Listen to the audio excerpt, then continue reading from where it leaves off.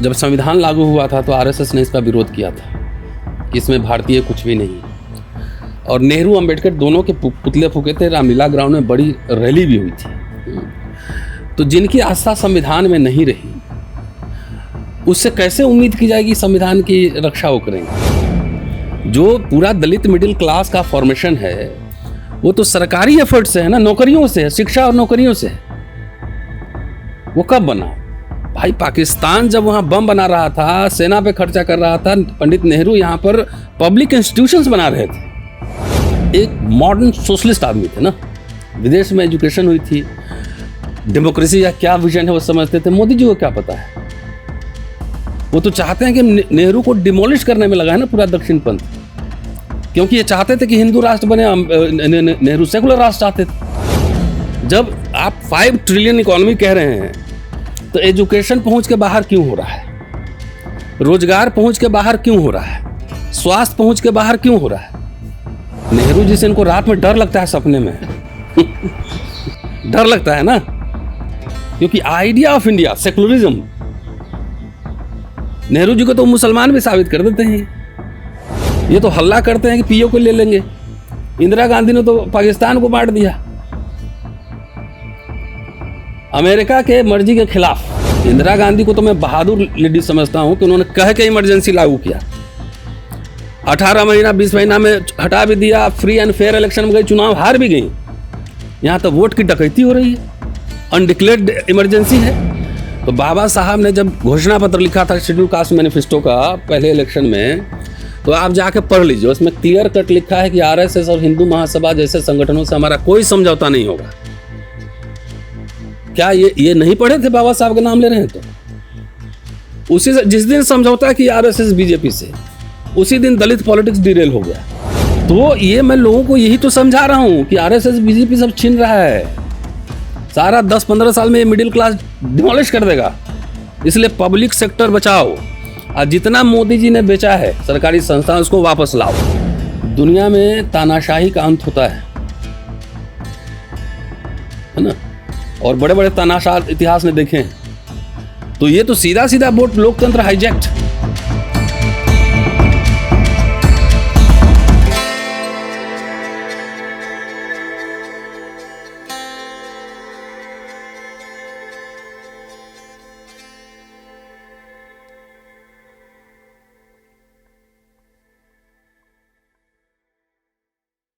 नमस्कार, the Bharat now में आपका स्वागत है। मैं हूं राकेश और इस वक्त हमारे साथ प्रोफेसर रतन लाल हैं। दिल्ली विश्वविद्यालय के मशहूर कॉलेज में प्राध्यापक हैं, यहाँ पर शिक्षा देते हैं और साथ ही दलितों, वंचितों और पिछड़ों की आवाज़ बुलंद करते हैं। लेकिन हाल ही में इन्होंने कांग्रेस ज्वाइन किया है। तो मेरा पहला सवाल रतन लाल जी से ये होगा कि कांग्रेस ही क्यों? ये मेरा पहला सवाल है रतन लाल जी। शुक्रिया। बोले कांग्रेस नहीं तो और क्या? देखिए, ये पूरा भारत की अभी पॉलिटिक्स जो है लार्जली 2 खेमों में है। अच्छा। इंडिया अलायंस और एनडीए।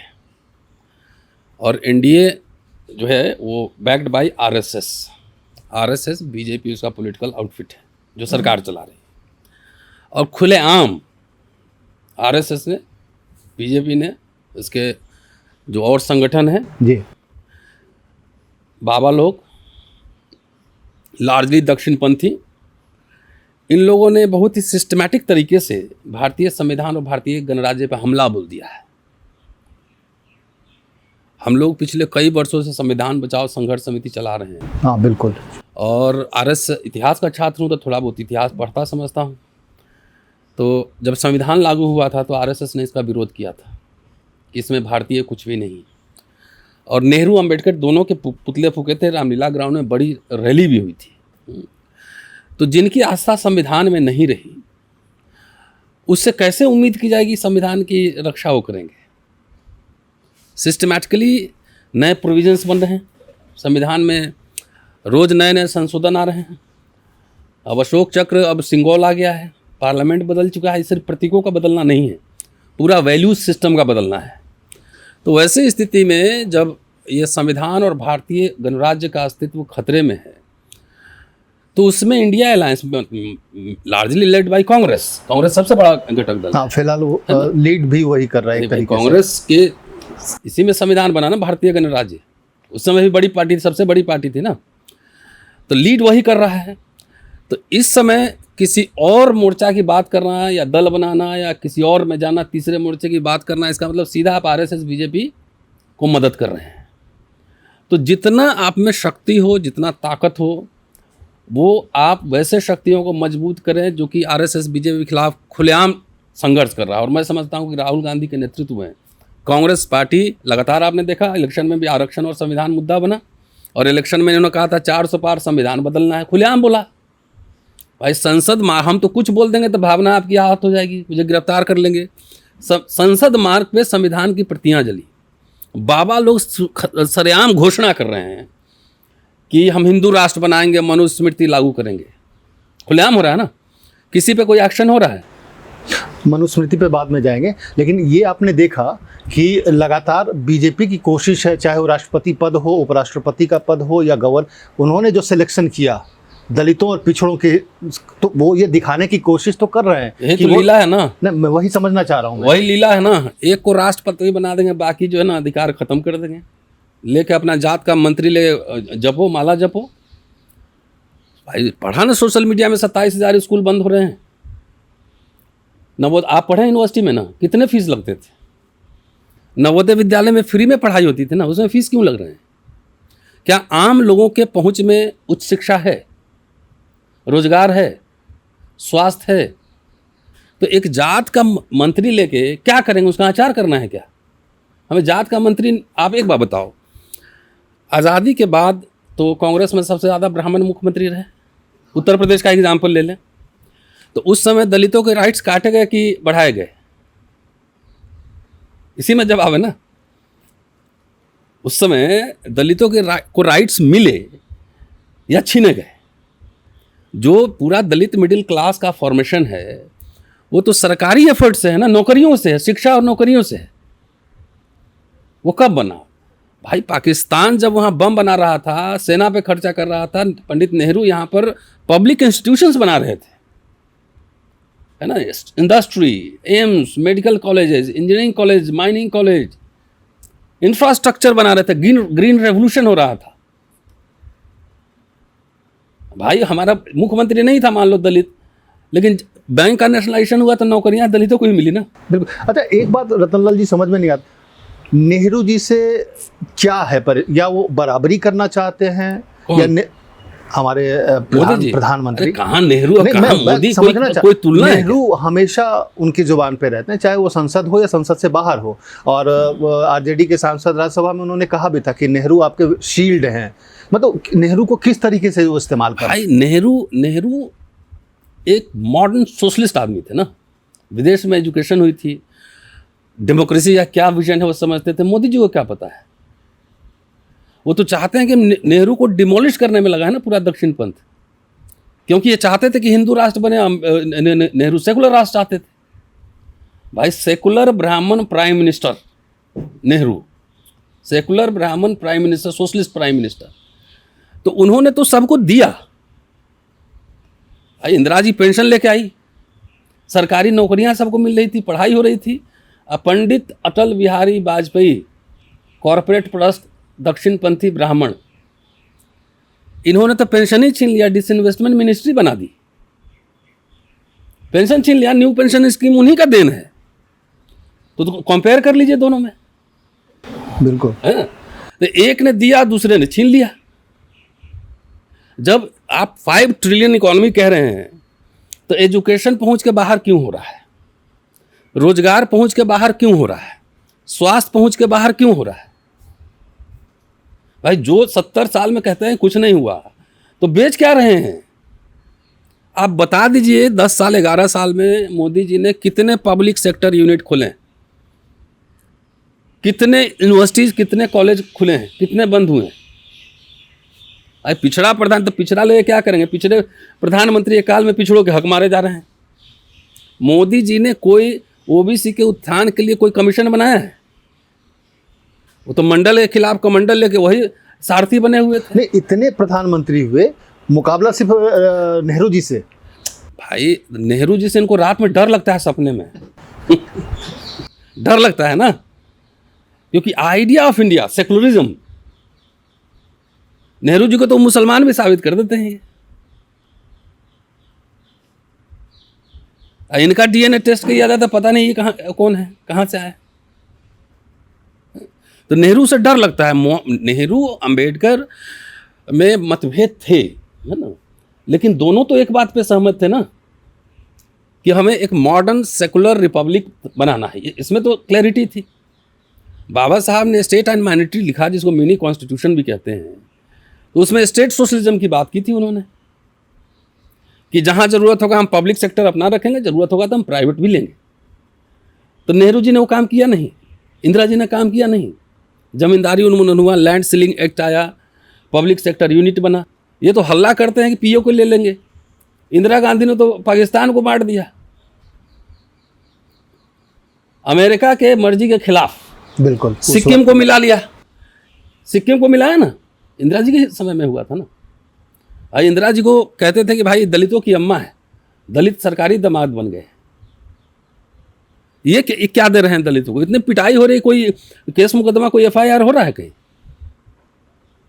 तो ये इंदिरा गांधी को तो मैं बहादुर लेडी समझता हूं कि उन्होंने कह के इमरजेंसी लागू किया।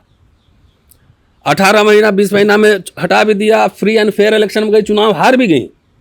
यहां तो वोट की डकैती हो रही है, अनडिक्लेयर्ड इमरजेंसी है। अभी बिल आया ना, अभी बिल, हाँ ये आया है ना बिल 30 डेज वाला। भाई 30 डेज वाला क्या है भाई? जितने आपने अरविंद केजरीवाल या हेमंत सोरेन को पकड़ के जेल में डाल दिया, आप सरकार विपक्षी आप चाहते ही नहीं। 1 nation 1 election 1 leader 1 party, autocracy. तो ऐसे समय में हम लोग को कहाँ रहना चाहिए? दलित पॉलिटिक्स भी गुम रहा है ना, बाबा साहब का नाम लेके पॉलिटिक्स हो रहा है। बाबा साहब जितना काम बोले तो उसका उल्टा हो रहा है। जितना एक उभार आया था, जब मायावती एक तरफ लालू यादव, तो अचानक से ये क्या वो लोग, क्या मायावती का गढ़ ढह गया है? आपको ऐसा लगता है? कहीं नहीं है वो, ना चुनाव में इसका है। जवाब तो दे ज़्यादा बेहतर है। लेकिन जब आरएसएस बीजेपी से 3 बार मिलकर समझौते किए, तो बाबा साहब ने जब घोषणा पत्र लिखा था शेड्यूल कास्ट मैनिफेस्टो का पहले इलेक्शन में, तो आप जाके पढ़ लीजिए, उसमें क्लियर कट लिखा है कि आरएसएस और हिंदू महासभा जैसे संगठनों से हमारा कोई समझौता नहीं होगा। क्या ये नहीं पढ़े थे? बाबा साहब के नाम ले रहे हैं तो उसी से जिस दिन समझौता किया आरएसएस बीजेपी से, उसी दिन दलित पॉलिटिक्स डिरेल हो गया। एक व्यक्ति की महत्वाकांक्षा को पूरा करने के लिए पूरे समाज के मूवमेंट को खत्म कर दिया ना भाई। एक भी पॉलिसी, नेशनल पॉलिसी आप बनवाए हो तो मुझे बता दो। 10 साल आपने समर्थन भी दिया था यूपीए को, यही करवा लेते कि हमारे भाई प्राइवेट सेक्टर में डाइवर्सिटी लागू करो, सरकारी ठेके में डाइवर्सिटी लागू करो, हमारे 1000 बच्चों को विदेश में, यही करवा लेते। तो जब आरएसएस, जिसको दक्षिण पंथ राजनीति को बाबा साहब ने इस देश के लिए खतरा बताया था, उसके साथ समझौता कर लिए। हाथी नहीं, गणेश है, ब्रह्मा विष्णु महेश है। अच्छा, मायावती जी के रहते हुए चंद्रशेखर रावण का उभरना, इसको आप किस दृष्टिकोण से देखते हैं? यूपी में खासकर। एक गिरिराज जी का वीडियो आया था, देखा था आपने? नहीं, मुझे ध्यान नहीं, आप थोड़ा सा। अरे वो चंद्रशेखर से मिल रहे हैं, कह रहे हैं कि आप हमारे हनुमान हैं। अच्छा। हाँ, तो जितनी पार्टियां अभी बनेंगी, जात जात की पार्टी सूट करता है बीजेपी को, कुछ नहीं करना है, वोट काट लो। आप ये बताओ, कॉमन सेंस, कांग्रेस बीजेपी 2 सबसे बड़ी पार्टी है अभी। बीजेपी क्या बगैर अलायंस के क्या अपने चुनाव लड़ सकती है अकेले? अभी तक तो नहीं। इतनी बड़ी दुनिया की सबसे बड़ी पार्टी है तो अलायंस में ही सरकार बन रही है। ठीक है, अपने बल पे चुनाव लड़के देखे, सैकड़ा नहीं पार कर पाएगा। तो जो वो अलायंस में लड़ रहा है, कांग्रेस बड़ी पार्टी है, वो अफोर्ड नहीं कर सकती अकेले लड़ने का।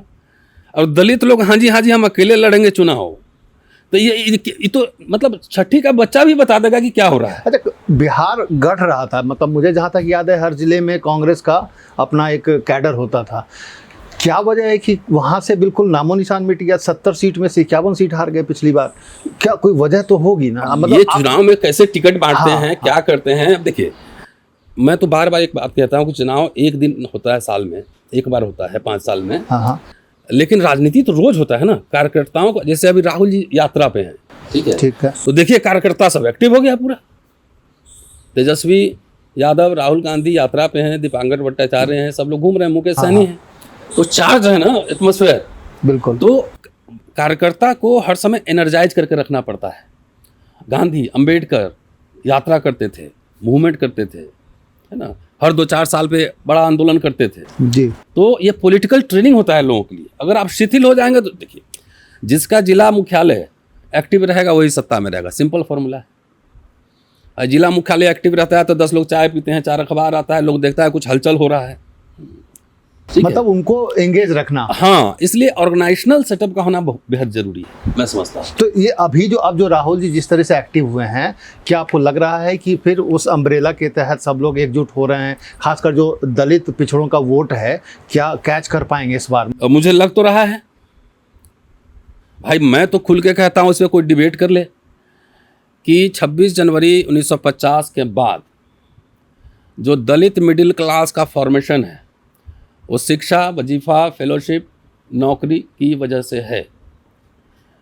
दलित के पास ना कोई व्यवसाय था, न व्यवसाय मनाही था, न नौकरी थी, न जमींदारी थी, न बैंक था, क्या था? कुछ नहीं था। तो जो मिला उसको छीना जा रहा है। तो मुझे तो ये मैं अपील कर रहा हूँ कि आप पहले असेस करो। भाई लड़की देखने जाता है, लड़की के लिए लड़का देखने जाते हैं तो पहले हमारे बिहार, उत्तर प्रदेश में पहले सरकारी नौकरी वाला देखता है। तो सरकारी नौकरी अभी प्रतिष्ठित है ना? बिल्कुल है।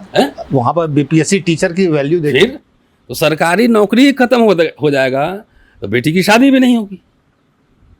और ये ट्रेंड अब दिख रहा है, लेट शादियां हो रही हैं। तो ये मैं लोगों को यही तो समझा रहा हूं कि आरएसएस, बीजेपी सब छीन रहा है। सारा 10-15 साल में ये मिडिल क्लास डिमोलिश कर देगा। इसलिए पब्लिक सेक्टर बचाओ और जितना मोदी जी ने बेचा है सरकारी संस्थान उसको वापस लाओ। मतलब एक चीज भी ये भी दिख रहा है, क्या बीजेपी आरएसएस सरकार क्या इतिहासों को भी छेड़छाड़ कर रही है? जैसे अभी एक सुनने में आया जो एनसीईआरटी ने ऐड किया है कि हम लोग ये पढ़ते आए कि गांधी जी को जिम्मेवार ठहराया गया था डिवीजन के लिए। यहाँ पर वो बोल रहे हैं कि नहीं, गांधी जी ने तो मना किया था, नेहरू जी पे जिम्मेवारी डाल दी गई है। और ये एक एनसीईआरटी ने एक उसमें तो ये भी डालेंगे कि सावरकर ने आज़ादी दिलाई थी। तो ये छेड़छाड़ जो आप सोचो वो तो करेंगे ना। देखिए सरकारें जब बदलती हैं तो सबसे पहले इतिहास ही के सिलेबस बदलता है। इतिहास से डर लगता है, तानाशाहों को तो और ज़्यादा डर लगता है कि उसमें से कर्म खोद के निकाल देते हैं। भाई आप एक्स पे जाके रतनलाल और सावरकर टाइप करो, उसमें आ जाए कि CIA से पैसा लेते थे, अखबार निकालने के लिए हिंद के वीकली पैसा आता था। उसको भी ये बता देंगे कि देश तो इन्होंने आज़ाद कराई। तो आप क्या कर रहे हो? आप जानबूझकर आने वाली पीढ़ियों को आप एक तरह से अनपढ़ बना रहे हो। भाई आपके बदलने से ऑक्सफोर्ड कैम्ब्रिज का तो सिलेबस नहीं बदल जाएगा। कह रहा हूं, इतिहास यहाँ पर आप बदल देंगे, लेकिन इतिहास सिर्फ यही तो नहीं है। भाई हमारे यहाँ जब क्लास में आएंगे बच्चों को तो मैं पहले कहता हूँ जितना पढ़े हो पहले डिलीट कर लो, एकदम स्लेट साफ रखो, अब फिर से शुरू करते हैं। तो ये भाई इसी देश के लोग जब गलत सलत इतिहास पढ़ेंगे, आजकल तो करोड़ों रुपया देके इस तरह के सेमिनार्स हो रहे हैं यूनिवर्सिटी में, सिंदूर पे, गाय पे, गोबर पे सेमिनार हो रहे हैं, प्लास्टिक सर्जरी पे सेमिनार हो रहा है कि मतलब यूनिवर्सिटी के डिबेट में अब ये सब आ गया है। तो आप भाई नेहरू जी से डर इसलिए लगता है ना कि नेहरू जी, अंबेडकर, तमाम लोग साइंटिफिक एजुकेशन इंपार्ट करना चाहते थे। साइंटिफिक तो साइंस और इधर क्या है? फेथ, आस्था। ये आस्था से इतिहास लिख रहे हैं ना भाई। History is based on facts. Facts के क्या इंटरप्रिटेशन हो सकता है? आधा गिलास खाली है और आधा भरा हुआ है। लेकिन बगैर फैक्ट के आप कहानी कथा सुनाओगे तो अपने जनरेशन को ना आप बर्बाद कर रहे हो। आस्था में लॉजिक नहीं होता है, नहीं होता है ना। अंधभक्ति श्रद्धा होता है, भक्ति कंप्लीट सरेंडर।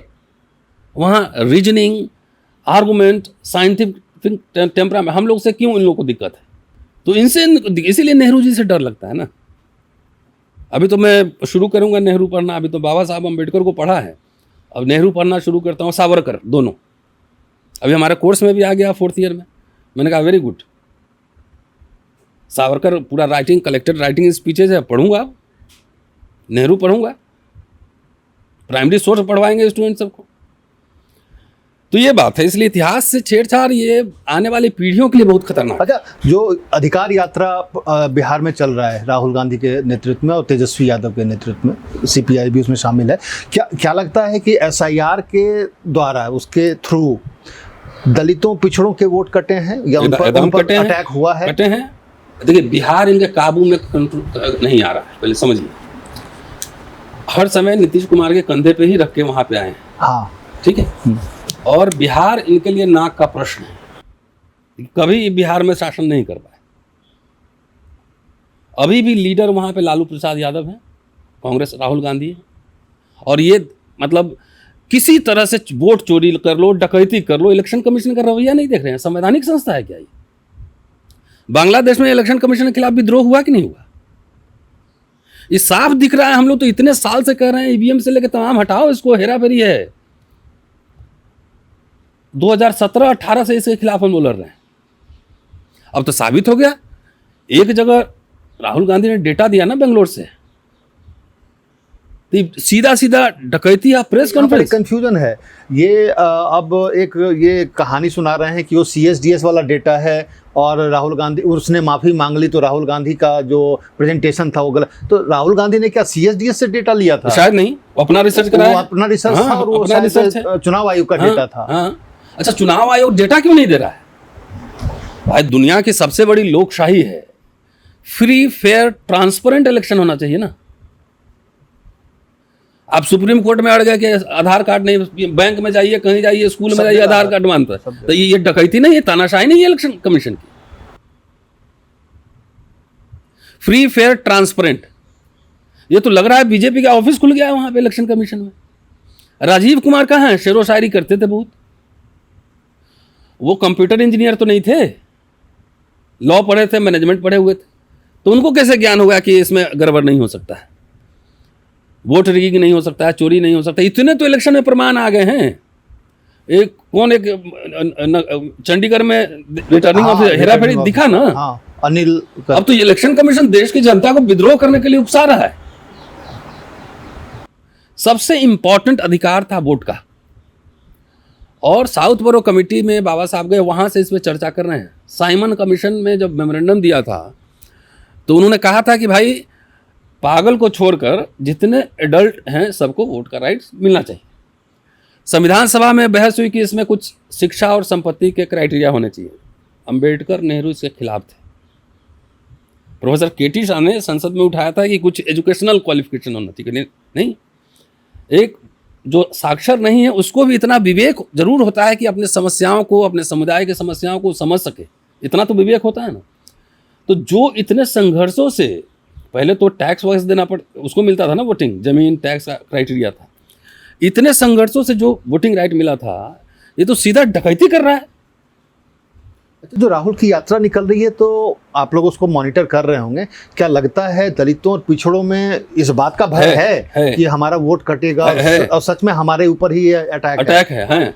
वो इस बात को फील कर रहे हैं एकदम। भाई, महाराष्ट्र में अभी तो इलेक्शन पिटीशन पड़ा हुआ है कोर्ट में। उस समय सर्वे भी आया था ना, प्रिंट में या कहाँ छपा था कि 79 सीट पे से हेराफेरी हुई है।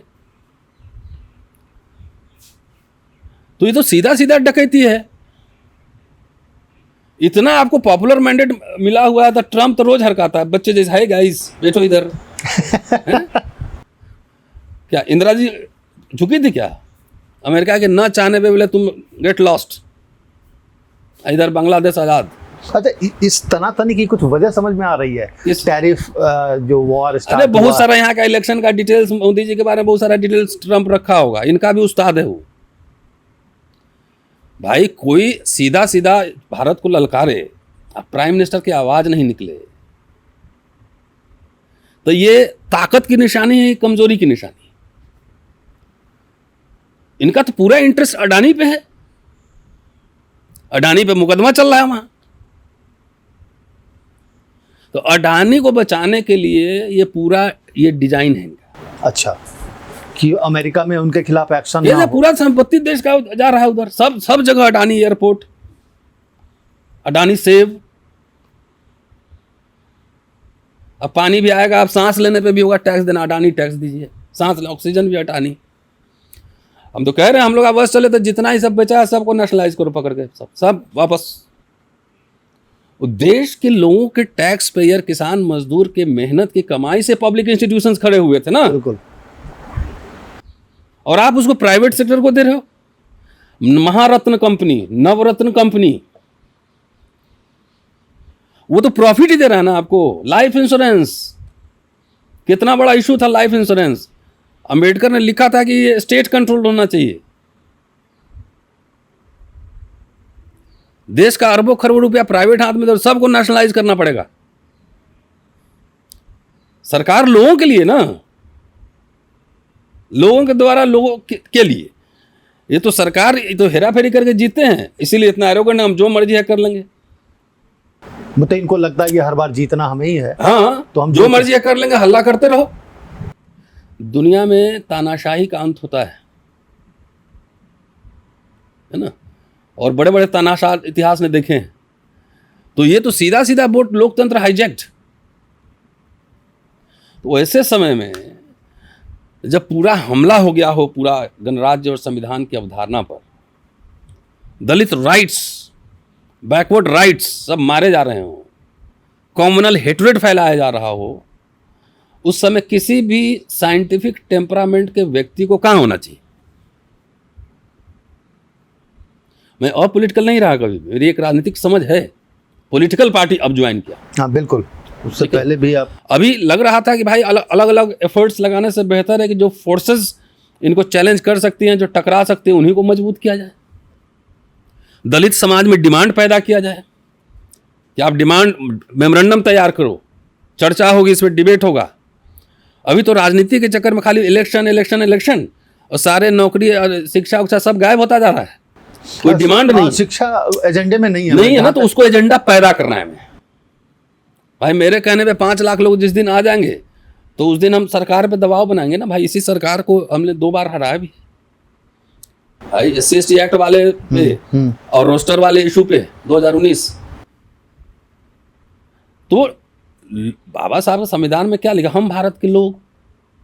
तो भारत के लोग जब सड़क पे आएंगे, अपनी डिमांड रखेंगे, सरकारें झुकती हैं, झुकाने वाला चाहिए, चाहे जितना बड़ा तानाशाह हो। अच्छा, जिस नेहरू जी से वो compete करते हैं, मतलब उनसे उनकी कंपटीशन है, उस टाइम नेहरू एरा और अभी मोदी एरा, इसमें दलितों की स्थिति में कितना अंतर आप देखते हैं? कुटाई लग रही दलितों की। इंदिरा जी का चिट्ठी मैंने दिया था राहुल जी को 1973 में कि हमारे सरकार को बदनाम करने के लिए, उस समय टर्म हरिजन चलता था, इन पे अटैक्स किए कराए जा रहे हैं। सो हर मुख्यमंत्री को ये हर जगह एक सेल बनाओ, DM को इंस्ट्रक्शन था स्ट्रिक्ट सुपरविजन करो, कोई भी इस तरह की घटना हो तो पकड़ के उठा के जेल में डालो, सरकारी नौकरियों में कोटा पूरा करो। ये अब क्या है, राजीव गांधी जी ने भी तो स्पेशल रिक्रूटमेंट ड्राइव चलाया था ना, जवाहर नवोदय विद्यालय खोला था ना, इग्नू खोला था ना, तो उसका लाभ समाज को मिला, सबको मिला, हमें भी मिला। अब कहाँ खुल रहा है? तो वही मैं बार बार कहना हूं कि जो बना था उसी को बेच के खा रहे हैं। अकरेंस 5 ट्रिलियन इकोनॉमी, विश्व गुरु बनेंगे, महाशक्ति बनेंगे, काहे का कहाँ महाशक्ति? नहीं तो पड़ोसी देशों से आपके संबंध कहाँ है? जो भाई नेहरू गुट निरपेक्ष पॉलिटिक्स में जो है बिलीव करते थे ना कि ना हम रशिया के साथ हैं ना हम इसके साथ है। ये इनका तो आप नेपाल से आपको रिश्ते ठीक नहीं है, बांग्लादेश से ठीक नहीं है, लंका से ठीक नहीं है, तो कौन सा डिप्लोमेटिक पॉलिसी? सिंदूर में दिख गया ना, कौन खड़ा है आपके साथ? कोई नहीं। पाकिस्तान के साथ तो खुल के आ गया, कई कंट्री, चाइना भी था, मिस्र सब था ना, टर्की था, सब था। इनके साथ कौन खड़ा था? तो आपने तो वही सब डिमोलिश कर दिया। भाई इंदिरा गांधी के समय USSR था ना, उसकी मदद से यहाँ बहुत सारे काम हो रहे थे ना। अभी भी USSR ने साफ तौर पे कहा, ट्रंप को बोला इंडिया अलायंस है उनका। हाँ, तब तो ये सब है, क्या कहिएगा राकेश जी, यही चल रहा है देश में। इसलिए कोई भी चिंतनशील व्यक्ति जिनको भारतीय संविधान, भारतीय गणराज्य, पब्लिक सेक्टर यूनिट में विश्वास है, उसको सीधा बीजेपी के खिलाफ मोर्चा खोलना चाहिए। जो लोग उनके खिलाफ लड़ रहे हैं उसी को ताकत को मजबूत करना चाहिए। ये मेरी पॉलिटिकल समझ है। भारतीय गणराज्य में दलितों को मिला था, हिंदू राष्ट्र की पालकी ढो रहे हैं जब दलित, तो उसमें छीना जा रहा है। यही हमको समझाना है। लेकिन ये बात भी तो है रतनलाल जी कि अगर जो धर्म की अफीम जो चटा रहे हैं तो उसमें लोअर मिडिल क्लास और दलितों और पिछड़ों का योगदान बहुत ज्यादा, सबसे ज्यादा वो इन्वॉल्व है। जाहिर है ना। तो जो लोग अंबेडकर की विरासत, राजनीतिक विरासत का दावा करते हैं, तो वो कल्चरल विरासत का दावा क्यों नहीं करते? जब उन्होंने कहा था कि हम बौद्धमय भारत बनाएंगे, तो बौद्धमय भारत बनाने का मतलब नहीं था कि सबको बुद्धिस्ट बना देंगे। बौद्धमय भारत का एक साइंटिफिक भारत बनाएंगे, ज्ञान विज्ञान पे केंद्रित भारत बनाएंगे। दलित जितने पॉलिटिशियन अभी हैं, प्रत्यक्ष अप्रत्यक्ष रूप से बीजेपी के साथ हैं, उनसे पूछिए कि ये आपके एजेंडे पे है? अंबेडकर का कौन सा ऐसा मिशन स्टेटमेंट है जिस एजेंडा पे आप काम कर रहे हैं? भाई 1942 में जब schedule caste grievances of schedule caste लिखा था, उन्होंने वायसराय को दिया था मेमोरेंडम, तो उन्होंने कहा था कि 1056 ICS में सिर्फ एक अनुसूचित जाति का है, और CPWD के ठेकेदार में सिर्फ एक जाति का है। शिक्षा रोजगार हमारे समाज के लिए जीवन मरण का प्रश्न है जी, ठीक है। एक नौकरी मिलती है घर में, तो उसका झोपड़ी से थोड़ा पक्का मकान बनता है। 25-30 साल नौकरी करता है, माँ पिताजी को बढ़िया कपड़े दिलाता है, खाना खाता है, बच्चे पढ़ाता है, इसी से बनता है ना। आखिर पॉलिटिकल पार्टी को चंदा देने वाला क्लास भी यही था। अब ये सब छीन रहा है तो चंदा देने वाला क्लास भी खत्म हो जाएगा। आप ऑफिस, आपके मन में जो भी जातिवाद हो कुछ मान लीजिए, लेकिन कोई दलित DM SP बनता है तो गांव में जाता है तो लोग नमस्ते करते हैं ना। अब वो नमस्ते करने वाला क्लास भी खत्म हो जाएगा। सरकारी नौकरी की वजह से नमस्ते करता है ना। तो ये हाल है, उसको बचाना है, इसलिए बीजेपी हराओ, देश संविधान बचाओ। और अभी हाल में जो मनुस्मृति पर आपने बोला, वो क्या मतलब, उसके लिए क्या सोच कर आपने मनुस्मृति पर आपने? मनुस्मृति देखिए, RSS का संविधान मनुस्मृति है। अब बाबा लोग खुल के आजकल बोल रहा है, तो जब हिंदू राष्ट्र मतलब मनुस्मृति वाला राष्ट्र, तो उसमें हमारा पोजीशन क्या होगा हमें जानना है ना। मुझे तो पता है क्या होगा। वर्ण व्यवस्था, वर्णाश्रम धर्म फॉलो होगा। अभी हो रहा है बगैर कहे हुए, बिना कहे हुए। संविधान की प्रावधान है, उसको आप इररिलेवेंट बना दो, अपने आप मनुस्मृति लागू हो जाएगा। रूल ऑफ लॉ हटा दो, मनुस्मृति लागू हो जाएगा। एक ही अपराध के लिए आपको कम सजा, मुझे ज़्यादा सजा, यही तो मनुस्मृति। आपकी सुनी जाएगी, मेरी नहीं सुनी जाएगी। थाने में आप जाएंगे तो भगा देगा आपको, कोई साहब जाएंगे तो उसका सुना जाएगा। यही तो है, यही लागू करना चाहता है ना ये। इसीलिए इसका तो एकदम पुरजोर तरीके से विरोध होना चाहिए। और ये जो बाबाओं का जाल बिछाकर ये जो लोगों को उसमें बरगलाने की कोशिश करते हैं, जैसे एक बाबा है हिंदू राष्ट्र की बात करता है, हिंदू राष्ट्र का, और उनके खिलाफ एक्शन नहीं होता है। यही तो मनुस्मृति का राष्ट्र है। हम तो खास तौर से जो अनुसूचित जाति हैं दलित, उनको समझाना है कि बॉस, RSS जो है ना, जो पैंट शर्ट पहने हो 40-50 साल में, उतरवा के खेत में फिर ठेल देगा, मजदूरी करो, अब पैसा भी नहीं देगा मजदूरी। सोचो समझो, इनके मनुस्मृति वाले राष्ट्र में तुम्हारे सब कुछ मतलब मिट्टी में मिला दिए जाएंगे।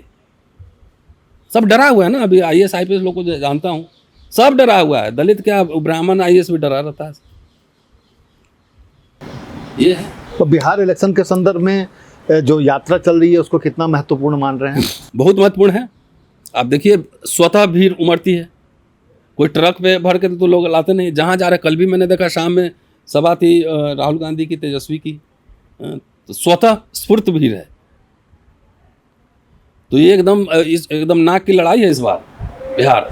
इस बार ज्यादा महत्वपूर्ण है। हाँ, इसीलिए SIR करके वोट काटापीटी करके सब हेराफेरी कर रहा है चुनाव आयोग। मतलब कोशिश है कि सीट मैंने नहीं तो पूरे देश भर में चुनाव आयोग कार्यालय पर प्रदर्शन किया जाएगा। भाई डेमोक्रेटिकली इलेक्टेड। अभी तक लिस्ट नहीं दी उन्होंने, 65 लाख नहीं दिया ना। वो तो देने के लिए है भाई। ऑटोक्रेटिक आप स्टेट बना रहे हैं ना। 4 रिटायर्ड बाबू आप इलेक्शन कमीशन में डाल दिया, डेमोक्रेटिकली इलेक्टेड लोगों की बात नहीं सुनी जा रही। तो ये लोकशाही है क्या है ये? तो बांग्लादेश में आपने देखा ही, तो वैसे यहाँ पे होगा, नहीं मानेंगे तो। अभी तो 300 MP गया था ना, जिस दिन 50 लाख लोग दिल्ली पहुंच गए, तब क्या होगा? अच्छा, ये जो नया कानून बना, जिस कानून की चर्चा हो रही है, बना नहीं अभी, उस पर डिस्कशन है, तो 30 दिन से ज़्यादा अगर आप हिरासत में रहे या जेल में, तो क्या ये सत्ता पक्ष के लिए मुसीबत नहीं बनेगी? काहे मुसीबत बनेगी? हम करप्ट आदमी हैं, हम बीजेपी में शामिल हो जाएंगे, वॉशिंग मशीन में मोदी जी का धुल जाएंगे। जितने भ्रष्ट लोग शामिल हुए बीजेपी में, उनके ऊपर कोई एक्शन हुआ? मतलब यानी या तो बात मानो, हाँ, या तो आइदर एग्री विथ अस और गो टू हेल। अरे मैं तो कह रहा हूं कि राहुल जी को मैं कहने वाला हूं कि एक कानून संसद में लाया जाए कि जो अधिकारी इसमें शामिल पाया जाएगा कि एक निर्दोष को आपने गिरफ्तार करके आपने जेल में डाल दिया, सत्येंद्र जैन, मनीष सिसोदिया, संजय सिंह, क्या प्रूव करवाया कोर्ट में? तो वैसे अधिकारियों पे एक कानून बने कि वैसे अधिकारियों को रिटायरमेंट के बाद जहां भी उसको पकड़ के जेल में डाला जाए। आप मुझे गिरफ्तार कर रहे हैं तो आपको साबित करना पड़ेगा कि मैं मुजरिम हूं, और नहीं तो मेरा जो टाइम खराब हुआ 5 साल, मेरे सोशल प्रेस्टीज गए, मेरा करियर डिस्टर्ब हुआ, तो इसका भरपाई कौन करेगा? आप अपने पॉलिटिकल बॉसेस के कहने पे आप उसके संविधान के हिसाब से नहीं, बॉस के इच्छा के हिसाब से अरेस्ट कर रहे हैं। तो एक कानून आए कि ऐसे अधिकारियों को रिटायरमेंट के बाद भी रस्सा बांध के उसको जेल में डालेंगे। ये तो इर्रिस्पॉन्सिबल। एक अधिकारी आया, गिरफ्तार कर लिया, एक आदमी का करियर चौपट हो गया, सब कुछ हो गया, वो उसको कुछ नहीं हो रहा है, तो बाद में जांच में कुछ भी नहीं कुछ नहीं मिला। तो इनकी एक जिम्मेदारी तो कसनी पड़ेगी ना। आप एक यूपीएससी का एग्जाम देके एक अफसर बन गए तो आप जो मर्जी है करिएगा, आपकी अकाउंटेबिलिटी फिक्स करनी होगी कि गलती से वैसा काम मत करना तो जेल तुम भी जाओगे, तब इनको नकेल कसा जाएगा। कि बाद में आप पे अकाउंटेबिलिटी नहीं है, सबसे बड़ी समस्या ये। अच्छा, एक सवाल बस, ये जो धर्म की अफीम है चटाई जा रही है, जिसके भरोसे ये जीतते आए हैं, इस बार उसका कुछ असर होता दिख रहा है? पिछली बार तो राम मंदिर था, इस बार तो कुछ ऐसा दिख नहीं रहा। क्या जो दलित समाज है, पिछड़ा समाज है, या ऐसा है 5 किलो अनाज, मिडिल क्लास है, कितना इस चीज से निकल पाएगा ये? अब जो है ना, जो सैलरीड क्लास था ना, उसको वेज अर्नर मोदी जी बना दिए। एक एग्जांपल दे देता हूँ, उसके बाद खत्म करेंगे। हाँ, दिल्ली यूनिवर्सिटी में आप पढ़े? बिल्कुल। पहले एडहॉक का सिस्टम था ना, कि अगर मैं छुट्टी पे गया तो आप आए तो आपको पूरी सैलरी मिलती थी। अभी के हिसाब से 1.25 लाख होगा मान लीजिए। एडहॉक सिस्टम मोदी जी ने खत्म कर दिया। हाँ बिल्कुल। और अब गेस्ट पढ़ाना है, गेस्ट लेक्चरर, तो दिहाड़ी मजदूर बना दिया ना। एक लेक्चर पढ़ाओ 1500 लो। तो जो उनके समर्थक भी यूनिवर्सिटी में ना, तो मैं कहता हूँ कई बार, आइए पंडित जी, हिंदू राष्ट्र में आपका भी स्वागत है ना। दिहाड़ी मजदूरी बनाया ना। जो नशा चढ़ा हुआ है, सुलभ इंटरनेशनल में वहां जाकर देखिए, ब्राह्मण लोग पर्ची काट रहा है ना। तो ये जो लगा था कि हिंदू हम पंडित जी हम ऊपर बैठेंगे, बाकी लोग नीचे बैठेगा, तो देख लो कहाँ बैठे हुए हो। पहले तो बाबा प्रणाम लोग भी कहते थे, वो भी नहीं कर रहा है। आप टिकटिकिया रिक्शा चल रहा है, उसमें आप सर्वे कर लो, सिक्योरिटी गार्ड्स की सर्वे कर लो, कौन लोग हैं, सर्वे कर लीजिए ना। सबको दिहाड़ी मजदूरी वाला भारत बना रहे हैं। पब्लिक सेक्टर यूनिट रहा तो सबसे ज्यादा फायदा किसको हुआ, आप बताइए मुझे? ब्राह्मण कम्युनिटी को सबसे ज्यादा फायदा हुआ। शिक्षा में ज्यादा मिला, नौकरियां ज्यादा मिली, पेंशन ज्यादा मिला। सेकुलर भारत में ब्राह्मण सबसे ज्यादा बेनिफिशियरीज थे। हिंदू का नशा चढ़ा, तो नशा चढ़ा तो अब क्या हो गया? उसी तरह दलित जब देश हुक्मरान बन जाएंगे, पावर कब्जा कर लेंगे, देश चलाएंगे, ब्राह्मण को विदेश भेज देंगे, आलतू फालतू के इशू में गया तो नारे लगाते रहो, तब तक नौकरी रोजगार गायब। जाओ, जब तुम प्रधानमंत्री बनना तो करना, न राधा के 9 मन तेल होइए, न राधा नचिए। बाबा साहब ने क्या कहा था, वो बात मैं बार बार दलितों को समझा रहा हूं कि 3 तरह के अधिकार हम मांगते रहे। एक राजनीतिक प्रतिनिधि, पृथक निर्वाचन क्षेत्र, और सरकारी नौकरियों में आरक्षण। इसमें से एक नहीं मिला, वो पृथक निर्वाचन क्षेत्र। पॉलिटिकल रिप्रेजेंटेशन मिल गया, सरकारी नौकरियों में आरक्षण मिल गया। बोले पहनूंगी तो जरी वाली साड़ी, नहीं तो नंगे रहूंगी, ये मानसिकता नहीं रखना चाहिए। बराबर दबाव बनाए रखना चाहिए कि हमारा जो है लागू हो, इंप्लीमेंट हो। दलित राजनेता के एजेंडा में है कुछ ये। कहीं भाषण में सुने हो शिक्षा के सवाल पे, रोजगार के सवाल पे कहीं? ये आएगा कैसे? वो तो हम लोग है ना, हम लोग की बात अगर सुनेगा लोग, हम इसको पैदा रोज ये बात बोल रहे हैं कि राजा बाद में बन लेना, पहले नौकरी तो ले लो भाई। एमएलए एमपी तो लिमिटेड सीट है ना, बिजनेस नौकरी तो लाखों लोग कर सकते हैं ना। मोदी जी के राज में कितनी वैकेंसी आई है आप ही बता दो मुझे। हम तो जो हिंदू राष्ट्र वाले पंडित जी उनका भी स्वागत कर रहे हैं, आओ आओ हैं? नहीं बिल्कुल हिंदू राष्ट्र का मतलब लेकिन सबसे जो आपने कहा कार्रवाई मत नहीं हो रही, जबकि वो संविधान के खिलाफ बोल रहा है, खुलेआम नहीं होगी कार्रवाई। ये विजुलाइज कर लिया था नेहरू जी ने और बाबा साहब ने, कहा था ये अभिशाप होगा इस मुल्क के लिए। और सबसे शर्मनाक निर्लजता से जो है दलित समाज के कई नेता उसके साथ कंधा में कंधा मिलाए, उनके साथ सरकार बनाते हैं, मंत्री बनते हैं। मैं जानता हूँ इन मंत्रियों की औकात, अंदर कोई कुछ नहीं सुनता है, एक ट्रांसफर पोस्टिंग नहीं करा सकता है। बंगला लो, गाड़ी लो, लाल बत्ती लो, खाली घूमो टहलो इधर उधर। तो समाज ऐसे लोगों का बहिष्कार करे।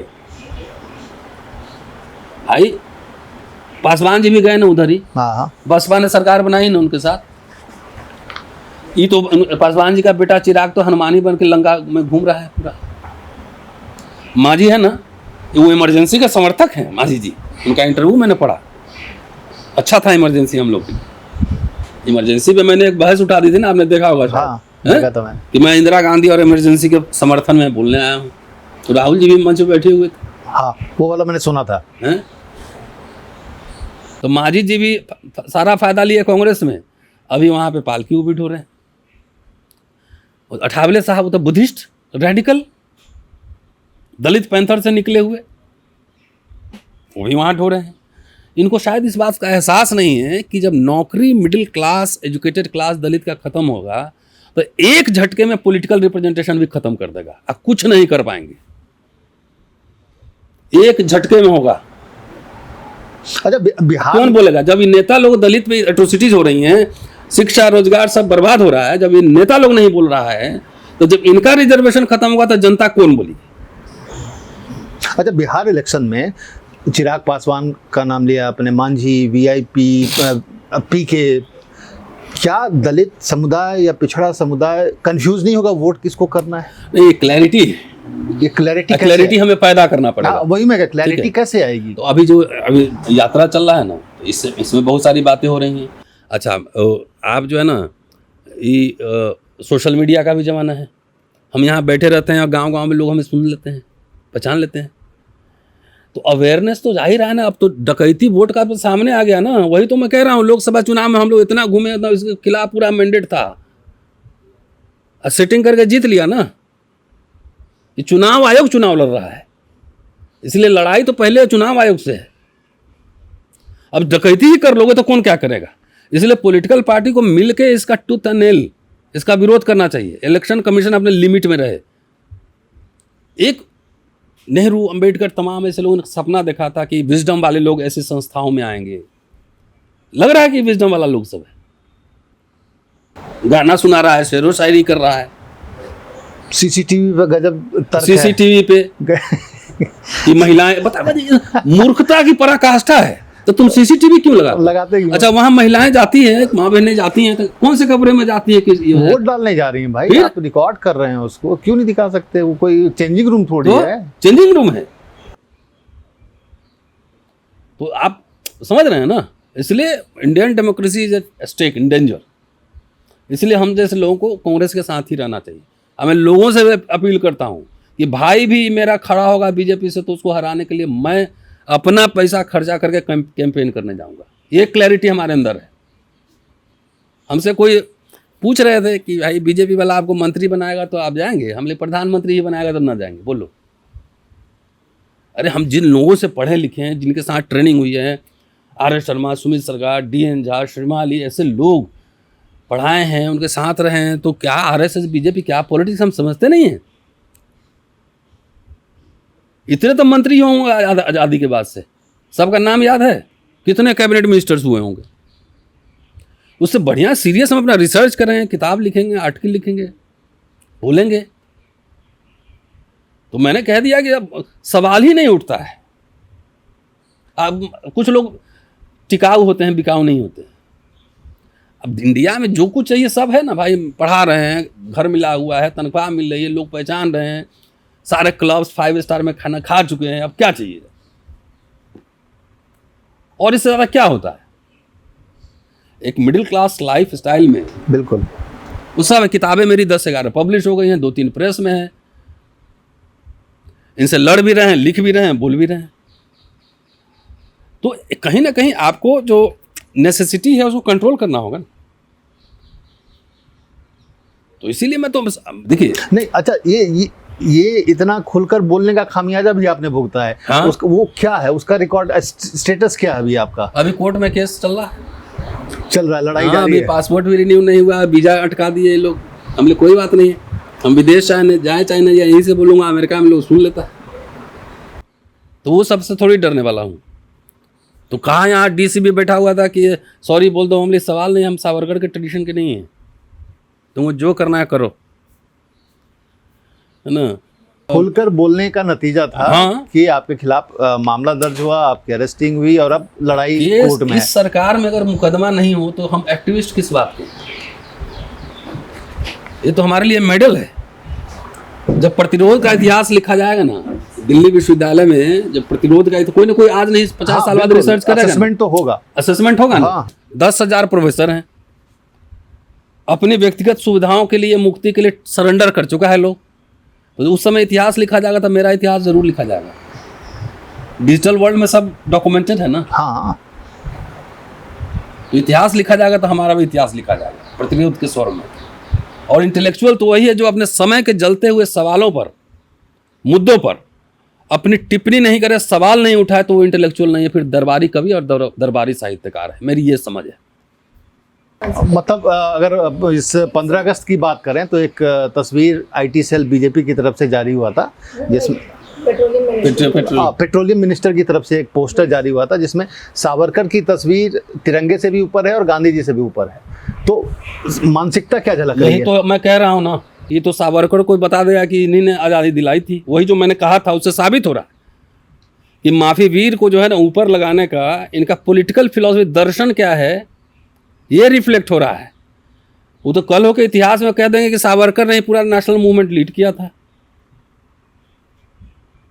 ये बच्चे हमारे ऑक्सफोर्ड कैम्ब्रिज जाएंगे, ये सब पढ़ के वहां जाएंगे तो सब उसको मजाक उड़ाएगा।